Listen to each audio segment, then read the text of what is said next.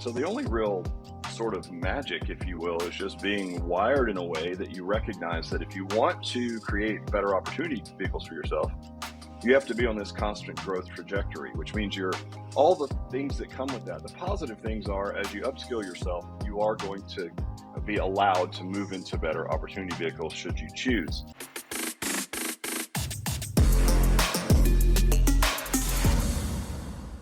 I want to welcome to the show, Rick Mayo. Thanks for coming on, Rick. I really appreciate it. We're really happy to have you here. I know we've been in touch here and there, and we met at recently, and I know somewhat a little bit about your story, but I just want to make sure that our audience appreciates and knows a little bit about Rick Mayo and how you came to be here, and share your light with us, please. Yeah, listen, first, Andres, thanks for having me on. I really appreciate it. So I feel like I've told this story a million times over, but I always appreciate the fact that there's definitely a unique audience right out there. So if you do know my story, brace yourself. But no, I'll keep it short. So I've been in the fitness space since I was a junior in college. So embarrassingly and I guess proudly, maybe all in the same little bundle, that was in 1992 when we opened our first facility. And so we were actually in the same brand promise that we are now, which is personal training, which is actually pretty cool because a lot of folks, and as we talk about what we're doing now, they may have a question about like, is this trendy or what have you? It's like, no, we're doing the same thing, essentially same service that we were offering in 1992, which is personal training. Now, in our evolution, so imagine you open in 92, somewhere between there and say year 2000, we had figured out a different way to service personal training. So we could put people into what we call small group format, somewhat of a bastardized term, but for the sake of this conversation, let's just say up to 6 people in one group, and we could still keep the brand promise of personal training. And what that allowed us to do was to offer a better value proposition to our customer avatar, meaning one-on-one training is just super expensive. Honestly, it can get a little bit sleepy, at times. Right. It's just 2 people, in the interaction. And so what we found organically was when people brought friends, they had more fun. They could pay a little less. It was a more valuable hour for the business. Coaches could make more money. And so it's this real win-win of like this mix of community and specificity and accountability that comes with personal training. So you could combine the two. And then we made a systematic approach to doing that in somewhere around year 2000. Then that really was, we were so early to the game that was sort of the original surge of the personal training business was around the late 90s, early 2000s. And so we were in the market at the right time. And we became quickly one of the highest revenue per square foot facilities in the country. So that put me on the radar for a lot of speaking engagements. And then we had people that were asking us for parts and pieces of what we do. So in a consulting manner, we would say, okay, we can help you with your sales system or induction process, or, again, customer service, like retention strategies, even down to the workouts themselves. Like, how do you program for this particular crowd? And then that led to similar questions being asked over and over again. And then we built a solution for that, which was an online platform, which was sort of the birth of that, right around the birth of like online LMS, like learning management systems. Mm-hmm. We built that out and we launched what at the time we called licensing, which was a white labeled version of what we do. And we were powering at one point up to 2,500 gyms worldwide, everywhere from India to Dubai, Tasmania, everything in between. Of course, a ton in the States and Europe and Australia, New Zealand. I mean, you name it, right? Did you guys So catch that? It powering was like all of these. Tasmania. That's not, this is worldwide. He had a program that's going worldwide, guys. I mean, if you guys aren't perked up your ears yet, this is the time to listen. Come on. Yeah. I mean, listen, it was interesting because it would work in all these weird markets like Albania. I'm like, okay, like I've never been to Albania. I've been all over Europe, never been there. But to see something that is very similar to what we're offering, right? Work in a market like that, same programming, and humans are humans, right? We all move the same way. So, Yeah. and even the sales systems, I mean, obviously it had to be somewhat adjusted for those local markets, but it worked everywhere. I think And in the core so, is like the community, right? You just mentioned earlier the community. People wanted accountability. Everybody, listen, it's a small world. It really is. We all want the same thing. we do. Yeah. People are genuine, Yeah. generally the same all over the world. They want to live a healthy lifestyle, take care of their family. I mean, all the basic things, right? Yeah, the governments are weird and they can be all different, but people are pretty much the same at heart. So it worked pretty much everywhere that we put it, depending on if the operator was good or not. And then we started having in sort of the late, 2018, 19, we had a lot of boutique fitness, which is would be considered our category, Right. approaching us and saying, hey, can you build things for us? And we had already been working with some really big franchises in the general fitness space, like an Anytime Fitness, Gold's Gym. So we had a lot of penetration in brands like that, and it put me in advisory roles in those particular brands. So I had a nice peek under the covers at how franchising works, how to deploy and operationalize services in a franchise structure. And then when we started being approached by boutique franchises, we then said, you know what, let's do our own franchise. Mm. And so we took us about 8 to 10 months to put everything together, because franchising is very top heavy, as you know, litigious business. So we put everything together and we launched our full on franchise right at the end of 2019. And as you know, timing's everything. And so 2020 was a terrible year for fitness. As you can imagine, there were states that weren't even allowed to be open. So, we put our sales on pause and we focused on just servicing our licensing revenue, because we don't sell that anymore, but we still have some legacy licensing customers that are out there that we were servicing. Oh, wow. And then around mid 2020, we turned our marketing back on for the franchise because the veil from COVID was starting to lift. And then it's been maybe 2 years since we did that. And we're now at 130, franchises awarded. We'll have 50 open by the end of the year. So it's all full steam ahead at this point. So think about every evolution, right, Andres, from one mom and pop shop Right. as a college student Right. to multiple corporate locations to consulting and speaking to then licensing to then sitting on the board for other franchises to then full on franchising. So it's been 31 years and lots of iterations of what we do. I got Go chills. ahead. I got chills. I just got chills. I just, because this show is about growth, right? And if you're stuck or feel stuck, or you just comfortable in wherever you are, and you have these aspirations in your head and you're not doing anything about it, you got to get out of your comfort zone.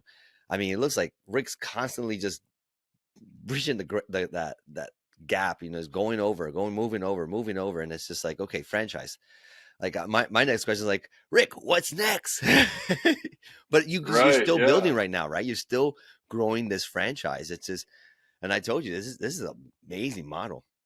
I got a chance to Thank you. listen to Rick and present, and his model is great. I mean, listen, a lot of people say they want a franchise, but they don't really have a model. They don't have a system Right. that's unique to them and their success and show success. I think it's so important that if you have a need and a want to build something, hey, look at what's working.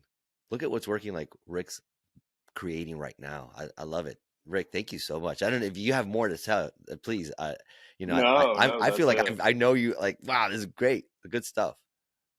No, you're right. And I think for anyone listening, and I still do some speaking in the industry. Obviously, we saw each other at the Functional Aging Institute event.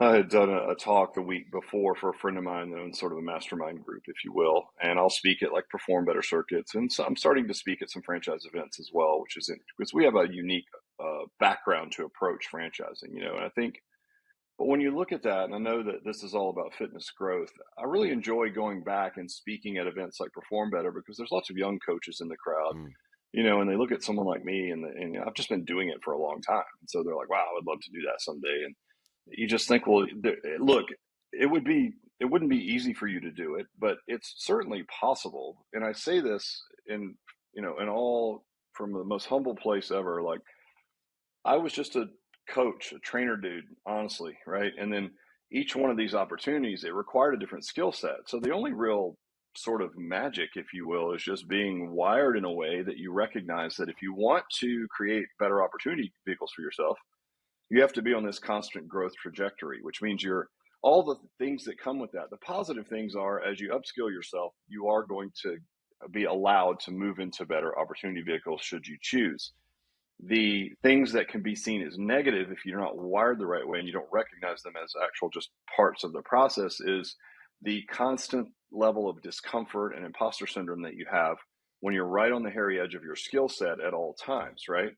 But what you'll find is if you just do it enough times, you build the self efficacy that says, well, yes, I mean, obviously growth is inherently uncomfortable. So if I want to go from to coach to business owner to multiple locations to something bigger than that, each one of those steps is going to require a different version of you, right? So you should be on this never ending journey of upskilling yourself. And in doing so, you will have earned, if you will, better opportunity vehicles to be in. And so, but it has to work that way. And I would say that your education, your thought process, it just has to stay just a hair ahead of the position that you're in to be able to earn it or to justify it, right? But to say that it's not going to be uncomfortable and that sometimes you're going to feel like you don't deserve to be in a certain room with other people or whatever that is, it's like that's never ending, right? But the more time you stay uncomfortable and the more evidence that you stack in your favor that you are the right type of person to be earning this opportunity, if that makes sense, over and over and over again, you don't get used to it in the sense that it doesn't exist. You just get more tolerant of it. You start to recognize it as just part of the process. And actually, in a most twisted entrepreneurial way, you actually begin to enjoy and relish those uncomfortable moments because you realize that those are the times where you're seeing the most opportunity for growth, right? And so you just learn to, it's sort of like exercising, right? Like, I still don't love exercise. I mean, I've been doing it my entire life because I like the benefits of it. And you go in and like, it's not like, oh my gosh, when I'm doing this set of this exercise, it hurts so bad. I love it. I'm like, I don't. I wish it didn't hurt at all.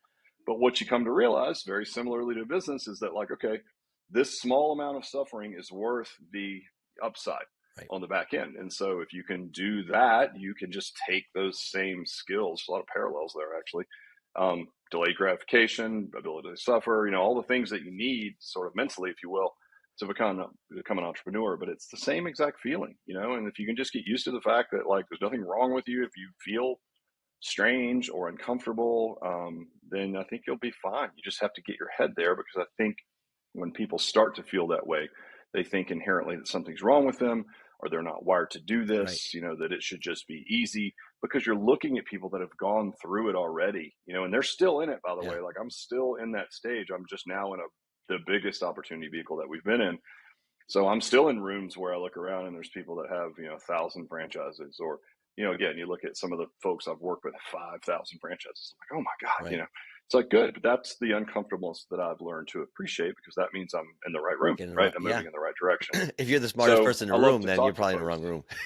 Wrong room. Yeah. You've heard that a million times, but it's so true. So true. So I would say to anybody listening who's like a one facility owner, you want to just stay with that. Look, that's a noble cause. I get it. Right. Some people do.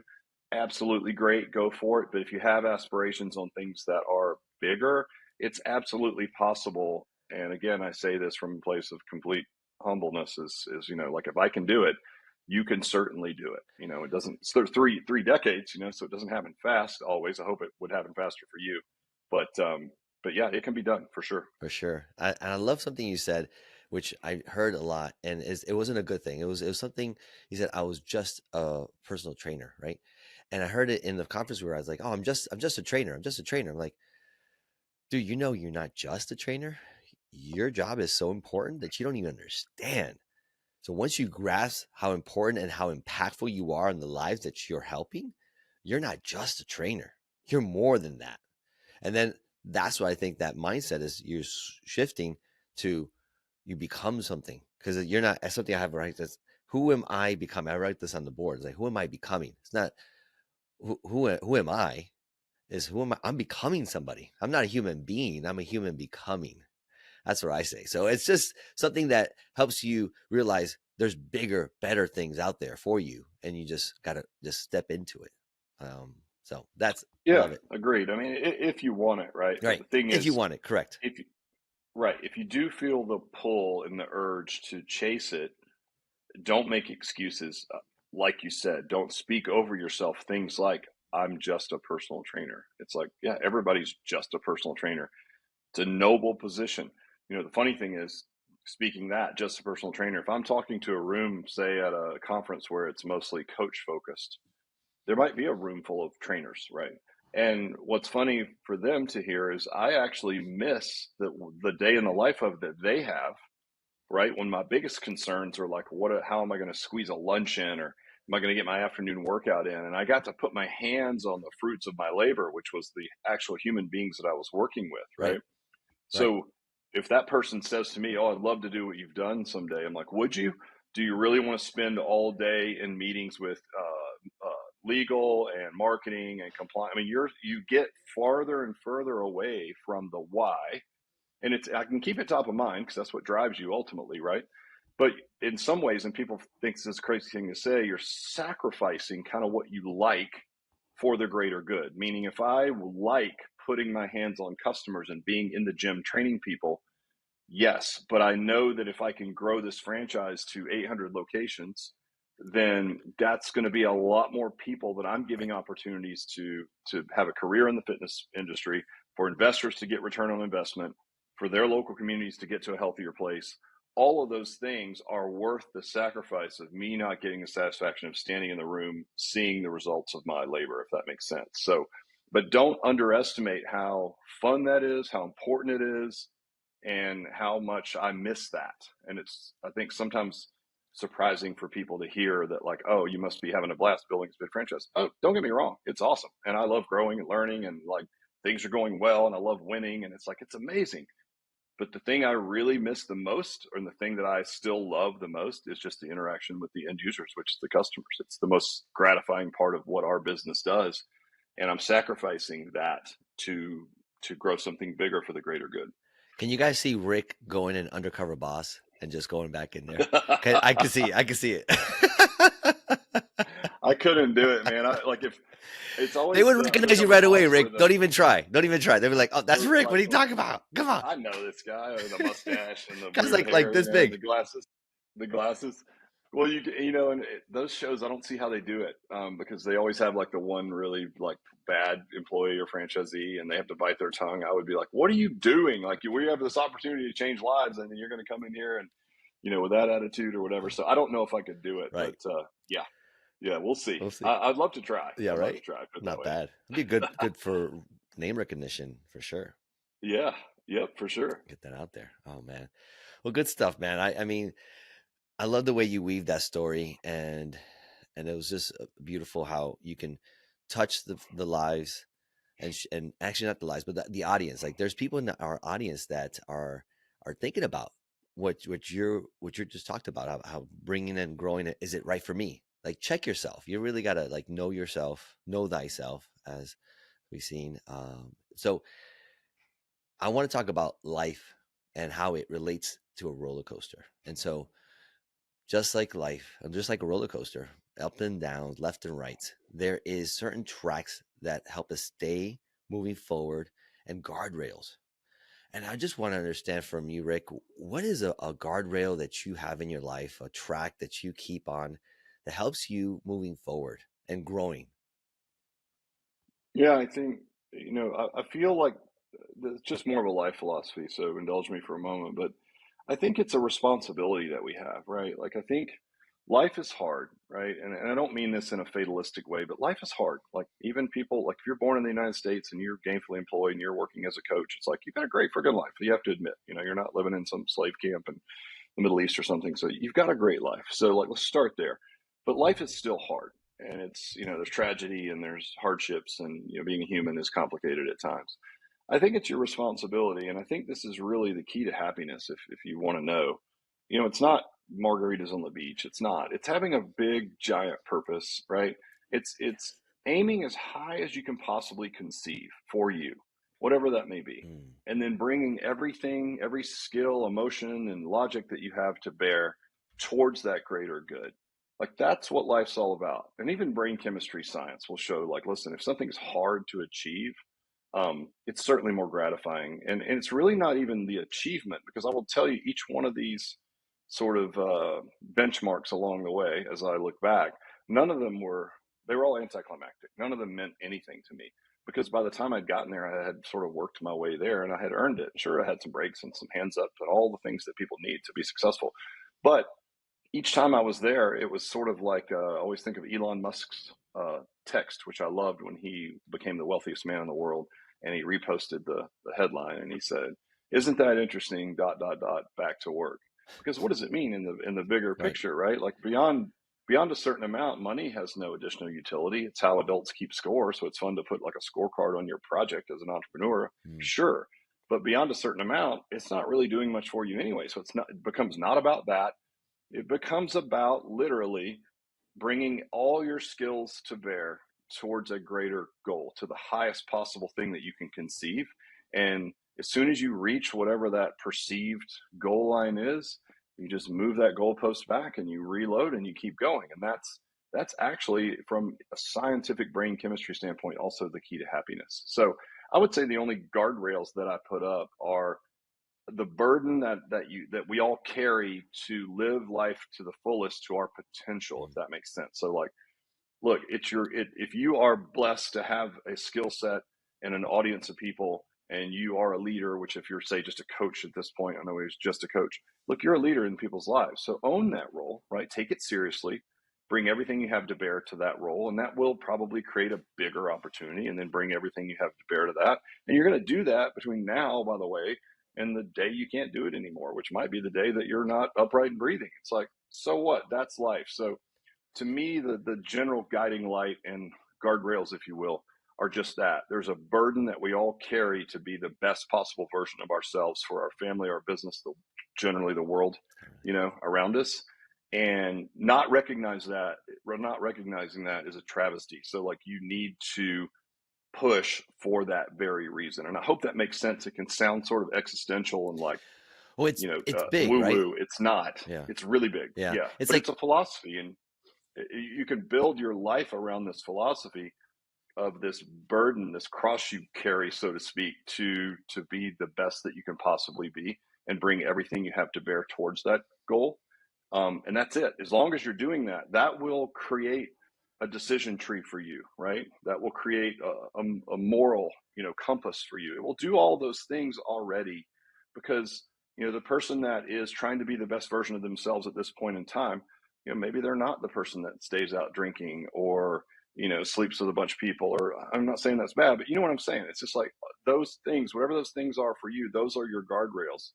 But those can be set up with a long reaching goal that sort of narrows that focus, right? So that they're automatically in place for you, if that makes sense. no, it does completely. And I think everybody can connect, because everybody has, well, I'm saying this, this purpose, right? This better version. Everybody has a better version. Do you want to tap into it or not tap into it? And ultimately, as a human race, we all should want to tap into it, because it's a betterment of everybody.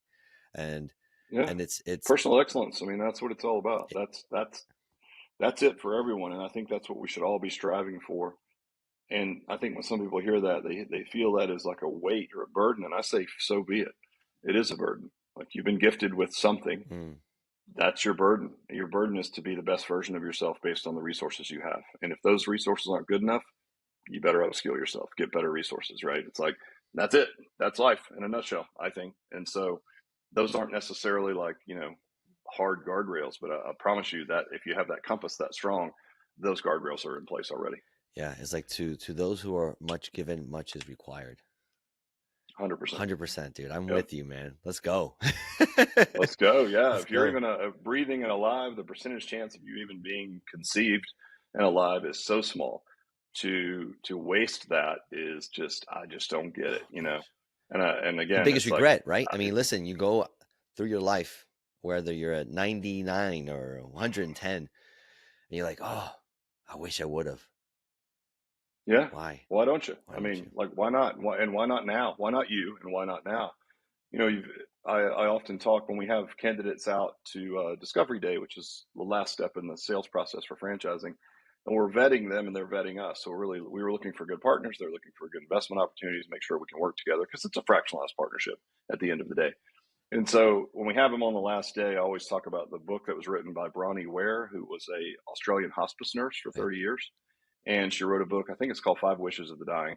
And Wow. basically she compiled all of her answers to her questions for people who were living in the last days or weeks of their lives. So you're going to get pretty pointed answers for someone at that point. And of course it was like, hey, what's your biggest regret? And she has the 5 top regrets. And number 1 was super interesting. And this is across the board for 20 something years. The number 1 regret was, I wished I'd had the courage to live the life that I wanted instead of the life that other people expected of me. So imagine that you're on your deathbed, and it's all the things you never took a shot at because you were, for whatever reason, held down by some ideal or other people's the dogma and thoughts that other people have of you. And that can be insidious. It could be family. It could be Oh your yeah. upbringing. It could be your frame of reference that you've grown up with. Maybe you don't feel like you don't deserve it. You're not good enough. So it's not easy, to do that. But I just hate for people to die with their dream inside of them because they were, for whatever reason, not willing to take their shot and try to be their best, right? Whatever that is, Yeah. best coach, best business owner, I, whatever, my mind whatever goes your to role is. like my family, like, right? I have people in my family that, I was doing things differently that they're used to, and it's okay. Like they're just there to protect you. They want to make sure that you get the same things that they get, and so you do different way, and they're like, oh no, and this and that, and judge or whatever. But then later on, after a couple years, they're like, "Oh, I'm so happy that you're doing great and fantastic." I'm like, "Yeah, Right. thanks." Remember when you thought I shouldn't do it? I should do it a different way. Right. Yeah. And listen, I'm not going to say that some of them don't want you to not be too successful, No, right? no, it's not There's that. some weird human behavior there, but I think a lot of them they really, if they're pressed, they're really just trying to look out for your best That's interest. it. They don't want you to get, again, air quoting, hurt, if that makes sense, by pushing too hard or being disappointed or whatever. Right. But look, and there's people they're wired that way, right? I get it. But I think for anybody listening to this, if you're a coach or you're an entrepreneur already or an aspiring entrepreneur, it's like, man, you have a burden to be your absolute best. And again, if the number one regret of most of the people dying is they wish they'd done something on their own terms, then take your shot. Yeah. Not an uneducated guess, not burn the ships. I hate that mentality. I don't know why. Like if you're living in a van down by the river and you have nothing, right? Yeah, Burn the go ship. all in. It's like, yeah, right. Burn the van. Burn the Because the worst case scenario is you end up in a tent or a smaller van. It's like, right. that's not that bad, Not right? that bad. But Nothing if to you have a lose. family and resources, like that whole sort of glorified entrepreneurship of like all in, no backup plan. I don't know anybody that has any means or resources that goes about things that way. So I'm not saying that you have to be irresponsible, but at the same time, you can only mitigate so much risk before there has to be some inherent risk. So you can look at opportunities, you can plan, put your best resources together to make a decision. But eventually, you've got to take a shot. You Yeah. just do. I'm just reminded because I was playing pickleball yesterday where like it's raining and it's thundering and someone's like, "Oh, we should leave." I'm like, "Well, it's not that bad." And so we still playing, but then it got bad. Like, okay, no, not time to go. Let's go. It's like That's it's right. false evidence appearing real. That's fear, but this is real evidence appearing real. Let's go. Right. Exactly. And that's a skill as well. Maybe not that, but that's a skill to develop over time. Right. So all of these things, they get easier and your view gets wider. I mean, imagine being, Tom Brady playing in a football game. Things probably move very slowly for him, right? He knows if this guy goes here, I'm going to throw the ball there. And that's just from experience, right? If you and I stepped into the NFL football game, it'd be moving so fast right now, we probably wouldn't even see anything, right? So it does take some time, but with the skill set you currently have, try to make your best decisions, take small risks as you go, and just keep moving forward, right? Small risk. That's true. Like, yeah, your envelope becomes your context. Your vessel becomes bigger as you move on. Yes. Love it, love it. The other thing that we like talking about here is obstacles, right? And so obstacles is our challenges, and we have them in our business, in our life. Can you tell us about an obstacle you recently had, or one that you really jumps out at you, and how you were able to overcome it? Sure. I mean, I could talk about COVID because that was so tough for the fitness industry, but I Sure. think a lot that's pretty raw. A lot of people get it. A lot of people that are listening to this were probably in business in some fashion when they went through that. So I'm not going to talk about that, but I'll rewind us all the way back to 1998 when I opened my business in 92. And then somewhere between 92 and 98, I got married, I had a family, I had a mortgage, and I wasn't really running a super tight business at the time. It's fine to admit that now, because what happened in 98 was I had a couple of people that were real high level coaches in my business, and I wasn't running a systematic approach. You can imagine the old school model of personal training where you just hired superstars and they kind of had their own clientele within your business, almost like a business within your business. And I would actually feed that. Like I had all the responsibility and the risk. I had the lease and the loans and all the things. And I would bring people into my business with my marketing efforts, and I would turn them over and say, here's Andre. He's a specialist in, aging, active aging. So he's your perfect trainer, right? Well, then you can imagine what that would do. Then the business wasn't owning the process. I was giving them to you, and then you were their expert, right? You were their one source of all things fitness. And so in 98, I had a couple of guys that came to me, and that's the way I built the business, and said, hey, we're going to be leaving. Honestly, we think we can open our own facility. And I'm like, well, it's not as easy as it looks. But, in hindsight, I don't blame them. They looked at me and I didn't have a lot of business systems in place. I was the right market, right time, right place. I brought in some really good coaches, was probably overpaying them. I wasn't running a tight business structure. And so they left, and then I had a couple of other coaches that left not too long after that. And at the time, my revenue was around 80. We were doing just over $1 million a year. So imagine like 83 grand a month. This is in like Right. 98. So it's pretty good. Small space. And then they all left. Well, within like 3 or 4 months, my revenue was down to like 12,000 bucks a month. Now, that's a massive hit when you have a Huge. mortgage and kids, and I'm thinking, oh gosh, this, the jig's up. Like I can't wear sweatpants to work anymore. I'm going to have to get a job in a cubicle or whatever that is. And, but I thought, you know what? I really like what we do. There's got to be a better way to do this. So I just pulled up my bootstraps and started with the basic things like let's build systems. We didn't have any, so let's build a system. We'll start with the stuff I know the best. So let's start with the workout stuff. Build systems around that, and that led to like, well, then we need to be able to sell people. It's like, all right, well then let's build sales systems. Great. And then it's like, okay, we need people to sell to, so let's build marketing systems. Okay, great. And then we need to keep customers a long time. So let's build like customer retention systems. Yeah. Great. And then at the higher level, it's like, let's build financial systems that sort of are the levers that run this business, right? But all of that, which almost sank me, it almost sent me out of business. The result of that was a very systematic approach to a different style of personal training, which became the impetus for consulting, licensing, and now full on franchising. So what almost sank me became the biggest blessing that we've ever had, because that very event became the reason that we're now able to franchise what we do to 800 locations, in the lower 48. So it's like, okay, yes, it sucked. It almost killed me. But if you can look for those small little opportunities, right, Mm. in those hard times, they're there, believe me. And for me, it took me a while in hindsight. I wouldn't wish that on anyone, but to look back on that and say, wow, that was the best thing that ever happened to me, right? Because it was. Without that, I'm not here. We're not having this conversation. This reminds me of the book, The Obstacle is the Way. And we look at it, Yes.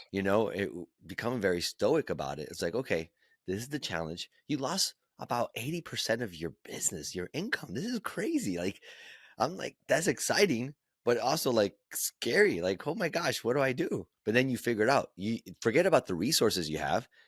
You were resourceful with what you had, and you Right. created these systems. And sometimes it's like the backwards way to do it. And it's like, nope, you build a good foundation, and then you could build, because you're building the biggest building, not the fastest building. So I love it. I love it, Right. man. It's awesome, man. So good. Yeah, I appreciate it. And I think once you go through something like that, and then it proves out to be an opportunity as much as it was, an obstacle, if you will, then you start again, now you have this self-efficacy and this knowledge around like, oh, so when bad things happen, they don't have to be catastrophic. I can probably mitigate some of them with better planning. But even if we have things that are going to happen negatively, and you can pretty much bank on the fact that you're going to, then if your wiring is now that, okay, well, there's also an opportunity here to get better or to pivot or to turn 1 degree this direction or that degree, it's like, okay, then you don't dread those times as bad. First of all, you expect that they're going to happen because they are, and then you view them as opportunities to get better or to pivot or whatever. Then they become a completely different thing. They're not catastrophic, right? They're at just cost of doing business. You're emotionally resilient. You've been through this before, and you say, okay, where are the opportunities in this? Something like COVID then rolls around, no big deal. Okay, we can pivot to this. We've got this tech tool. Da da da da da da. Yeah, it sucks, but it's like through this, we're going to come out of this stronger and better than we've ever been. And speaking of Stoics, it's like the James Stockdale, who was the running mate to Ross Perot, right? He's a fan of the Stoics, and when he was the highest ranking officer in the Hanoi Hilton, which is the terrible prison in Vietnam, because he was the highest ranking officer, he received the most torture, the most scrutiny, and whatnot. Mm. And he fared really well. And he said all along the reason that Jim, I'm drawing who wrote Good to Great, whoever that was. That author interviewed him, and he termed it the Stockdale paradox, because he said, listen, he basically said, listen, I know it's going to suck right now. Like, there's no doubt. I could be pulled out and tortured at any time. I'm under no delusions that I'm going to be out by Christmas or whatever. I don't know. I don't know any of that. And I know, meanwhile, it's going to suck. But ultimately, and this is the paradox, I know that I'm going to look back on this time as something that happened for me. It's going to be a blessing in disguise. I'm going to learn from it, and it's going to become a big part of my story moving forward. So that's the paradox. You can sit in the fact that things are sucking and really hard for you right now, while also realizing that ultimately you're going to be just fine. And actually, this really shitty period of your life might end up being the impetus for something really great. That's the paradox, right? That's it. So if you're going through it right now and you're up against it and you're eating loads of shit right now, which as entrepreneurs we all do, pardon my French, this might be the biggest opportunity you've ever had. So it's hard to think of it that way, but I will tell you that it could be the truth. It's so real. And it's just keep that mindset of there's going to be something better. That light's still there. Might be a little glimmer, but still focus on it. Keep on it. Keep going. Love it, dude. Yep. So that's the light side of stuff and how it can get better and good. I want to go to the other side. The fitness industry that you're a part of, there's things that can be improved. There's issues, right? Right now, what do you see that needs to be changed right now in the fitness industry? You had a magic wand.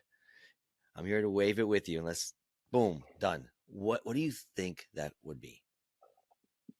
I think we really need to start recognizing what we could be. Right now, we're still somewhat stuck in the mindset of like kick-ass workouts. I say that as almost like a derogatory term. I think it's just table stakes, which if you don't know, that's just like a betting term that like you just ante up, that just gets you in the game, right? Your table stakes are you give good workouts. I'm talking about boutique fitness, right? But that's not it. Like I think when you're moving forward, like who are we in people's lives? Like we're in a very advantageous seat. We could be the biggest influence on their overall health and wellness. And I think we're starting to see that, right? When you look at like Peter Attia's new book, Outlive, and some of these things that are moving towards like, what do we need to do to not just increase our lifespan, but our health span, and then maybe even more of that, our play span. So how long in our life can we do the things that we love to do, whether it's golf or hike or whatever those things are? That's the seat that we sit in. If you're on the medical side, you're on the sick side, right? You're already treating illness already. And that's a massive moneymaker over there. Believe me, whether you're big pharma or, again, a surgeon or whatever, that's how that business model is built. Well, we're on the position to get on the front end of this, but we're not going to do it with kick-ass workouts. It's got to be more than that. So what I see is maybe the gap in the industry is kind of where we fit in. And I really like to use the analogy of like a hub and a wheel, right? So if you look at like a wheel as a wellness wheel, and if you can sit in the middle of that as the hub, the spokes would be things like recovery, like sleep, let's just say, because sleep's really important. We all get that now, okay? Sleep, supplementation, okay? We probably need that, probably not getting everything we need from our diet. Like not a ton, but you probably need a multivitamin. I don't know, something like that. Nutrition in general, what do you eat, right? Strength training, great. Cardiovascular health, great. Stress relief, awesome. There's so many spokes to this wellness wheel. And what in the health and fitness industry, we sort of get fractionalized and we just strip it down to just like kick-ass workouts. And that's fine. That's one of the spokes. I will get that. We get that. But there's more to be done, right? And so for us as a brand, what we're trying to do is say, we're going to sit in this advisory role in the middle of this wheel. And we're going to coach to sleep, supplements, nutrition. And this is your life, basically, essentially. This is your health, right? Overall, and how you show up to the world. So it's like, can we be in a different seat in people's lives on the front end of healthcare, as opposed to just seeing ourselves as like an entertaining kick-ass workout, right? I think to me, that's the biggest gap. I think that science is proving that there's real value to what we do to get out ahead of it. I think healthcare is a mess. I think big pharma is a mess. I think everybody's treating illness, maybe even creating illness if you want to put your tinfoil hat on. So it's like, okay, can we get in front of this thing and be on the front end of healthcare? But to be on the front end of healthcare, we have to be better than shirtless pics with six-pack abs and best kick-ass workouts, because that's not going to touch enough of the population, right? We're just selling a different widget to the same customer avatar that already is in amazing shape anyway. So it's like, can we really penetrate the market in a meaningful way on the front end of healthcare? I think that's the gap. That's huge. No, my mind goes in so many directions when you're talking about this, because I'm like, yeah, so many things. It's like these. You gotta like, remember the game Asteroid? You're like in the middle, and you try to these preemptive strikes before it comes and hits you, and just degrades your whatever your central system is, right? And so I think that's what you're going at. My mind goes in that direction. It's like, okay, we got to hit that. But it's not just this one, like, oh, physical physique. I want to make sure I get this Right. six, and six pack is cool, but it really isn't where you should just stake your claim, like, I'm the six pack guy, right? No, that's not going to last forever.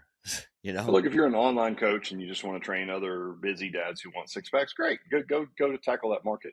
But if you're talking about an industry as a whole, we have to do better than Yeah. that. So that's what I'm saying. Yeah. Is like, as an industry, let's speak to people who are not active and who need to move more, just to be healthy, right? And we've got a huge segment of a population that is in that category. Like, what can we do for them? Right. Not necessarily, again, a better mousetrap for the person that's already really fit. Yeah. That's fine. There's a bunch of that out there already, but let's try to do better than that. And I think that's where the opportunity is. And I think that's where the gap is for us right now as well. Wouldn't it be cool if both of us are in the US and we're not known as, these slushy drinking, burger eating, people, because we're like the most overweight, country in the world, I think. So it's definitely would be nice to change that paradigm, and we all have a part in it. So love it, man. Love it. So obviously, if you're overweight, if you're eating all this, you're being inhibited to grow, right? And so in your life, what has been something that you would say has inhibited you from growing, or what is something that has helped you grow? And you said it earlier, like, let's help the audience get there faster. So if you could share with us, what is something that has stunted your growth or stopped you from growing faster, or something that's helped you to help you grow faster? What would be something like that? I think the stumping of the growth would definitely be around the misconception that discomfort, which you could describe it again as imposter syndrome, that might be an easier term for people to understand, Yeah. that's something that's real. It's a feeling, right? And you take that feeling for a reality. You take that as logic and fact, and it's not. It's actually a feeling that everyone has. It's not true necessarily. And so, but that if you're not careful and and you feel like you don't deserve this, or you're not smart enough, and you don't want to be seen as a fool, or whatever the things are, like a million emotional things that go into that. That's the thing I think that held me back the most. That was the hardest to overcome. I think it's very human emotion to have that, and I think a lot of people are in that space. So like you do, I wouldn't say you deserve it because I hate that word. I would say that it's possible for anyone as long as you are willing to grow and learn and be uncomfortable and grow and learn and just continue to do that forever, right? So I would say that was the thing that held me back the most. I think the biggest advantage I had was, I didn't think about it until maybe 5 or 10 years ago when my dad worked big corporate and he left and then opened his own business when I was probably 13 or 14. I didn't think a thing about it, honestly. I can't remember any details about it. I don't remember like, oh, there was a story when he came home and he was telling me about his P&Ls and none of that. But I think in hindsight, it was a real gift to see someone take their shot, if that makes sense, with Yeah. a family in tow, right? To take their shot, to open their own business, to work their butts off, to build something, and I think the name of the business is still the same as it was when he sold it. So it's still a business out there Wow. with my last name on it that I've had nothing to do with. Super cool. We're not But I talking think about that's Heinz probably Mayo, right? We're not talking about that, right? no, No. no, I wish, right? You Yeah, wish, exactly. yes. I don't even, yeah, like ironically, I hate mayonnaise. I, So like I don't even like it. It's disgusting. Can't have egg salad, chicken salad, anything with mayonnaise in it, disgusting. yeah, Forget it. yeah. Don't want it on a sandwich, nothing. Love it. So ironically, Ironic. but yeah, it's. I think that was a big advantage that I didn't recognize until recently. And so if you haven't had that, again, that could be your roadblock, is that your parents always worked and said, just go to school, get a job. If you want to make more money, you get a better job in that Right. company. They never really encouraged you to take a risk and take your shot, right? And I didn't realize what an advantage that was until probably 5 to 10 years ago. That's so true. I think we don't understand the things that are we're being protected from, right? It's like this is so true. And they our parents are our family wants to protect us. And so but you got an opportunity. I don't want to go back to the other conversation, but then you had an opportunity that really helped you shape where you're at right now. And now you're just standing on the shoulders of your dad. And have you That's ever it. seen that, heard that? Because that's truth. And I love it. That's so good. Yeah. Congrats, And man. I didn't even recognize it until 40 years old. So it's like, oh, Yeah. that was a huge advantage for me, right? It took me a long time to figure that out. But I would say that's probably the thing that's given me the biggest advantage. Awesome, dude. Well, we're come to the moment of the fast five. So I'm going to ask you questions and top of mind, whatever the answer is, we'll move forward. And then I got one special question at the end. And here we go. So, Let's do it. who has been an influential person in your personal life or business life? Oh, just talked about it, my dad. Perfect. Awesome. What has been one thing you wish you had known when you began your business journey? To reiterate that you're always going to be uncomfortable and feeling like you don't deserve the opportunity that you're currently in. Oh, like grateful. Love it. What's a book, podcast, blog, or media that you recently consumed that has positively impacted you? The Road Less Stupid by Keith Cunningham, I believe. It's a daily read for me. Wow. Love it. I love it. Keeps you on track. I love it. That's one of the tracks right there. That's good. That's right. What's your favorite online tool? Oh gosh, I would feel bad to say Chat GPT, but it does work pretty well. I would say, like, barring that for just the amazing things that it can do, Right. and scary. I would say Slack is the best tool that I have because like communication's key as our organization grows, and Slack is an amazing tool. The way we use it, it's very impactful for us in our intercompany communications. Keeps us out of email hell as well. Yeah. Not just that in inner office or inner business, but also with other companies. You can have their own little Slack channel. It's so good. Yeah, all of our vendors have their own Slack channel. That's how we communicate. So it's like it's just a great way to keep everything organized for our company. Yeah. It's not too expensive. It's like No. I would say that's the tech tool that I'm in multiple times a day that's probably the most impactful for Yeah. us right now. If you don't know, you need to know. That's one. Take a look into it. It's really good. It's free. It's like to start, and you Yep, can grow to a lot. And take the use out of free because it's really good for free. big time. All right. And then the last one is, what's one habit or practice you believe everybody would benefit from if they just started? It's a self-serving answer, but exercise. Sure. I mean, look, man, there's not a study in the world that doesn't say just get out and walk every day for a couple miles. Start there if you do nothing else, because there's no study in the world that doesn't support it's good for your health and your brain and your whole being. So you'll show up better as a husband, business owner, father, whatever the things you are in people's lives. You'll be a better version of that if you do some exercise. Marcus Aurelius says, treat the body rigorously. So that way, when the Right? mind, you know, you can discipline it and tell it what to do. If you can't, Yeah. you can't take control of your body. Forget about your mind. Exactly. Yeah. Yeah. So No, true. 100%. So And true. I'm so glad you're a fan of the Stoics because I mean, that'll be some of my daily reads. Right. Like the Daily Stoic is a good Right. toilet reader, if you will, Yeah. not to Ryan be too Holiday. weird about that, but like Yeah. a great reader. The Diaries of Marcus Aurelius, all Ooh, those are great reads as well. And I think if you like those kind of things, The Road Less Stupid you'll like as well because it's not very fluffy. love it. It's not a lot of woo woo. It's just straight like here's how you need to be organized to be successful. Yeah. And then each chapter is self-contained. So you can just open it, read that chapter. It's got thinking exercises after it. Done. 10 minutes. What I find really interesting is the comparison between the Stoics and Jesus' life, like these principles, and Yeah. I'm like, oh wow, because I read both, and I was like, oh, they're very very similar, very cool. One is a theology, and the other one is a set of beliefs, and so it's really cool how they relate. So that's why I like both. But Yeah. yeah, no, so good.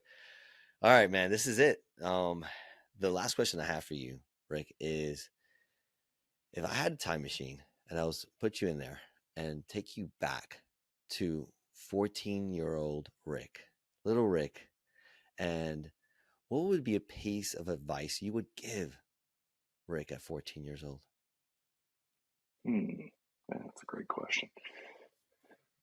Always be learning. I think there's periods of our lives where we just don't. And I think that's a huge opportunity missed. I would have paid better attention in school I know school is probably set up on some antiquated system to just make you a better factory worker. I get that, but there's a lot of things that I could have done from an educational standpoint, maybe not even traditionally. Just learn, just start and never stop learning. I didn't catch on to that until a little bit later, so that would have been nice to know. Love it. Great stuff, man. Rick, thanks again from me and everyone that's listening. I just wanted to appreciate you and just share your light with the whole world. So thanks so much for coming. Andres, thanks for the opportunity, buddy. It was amazing.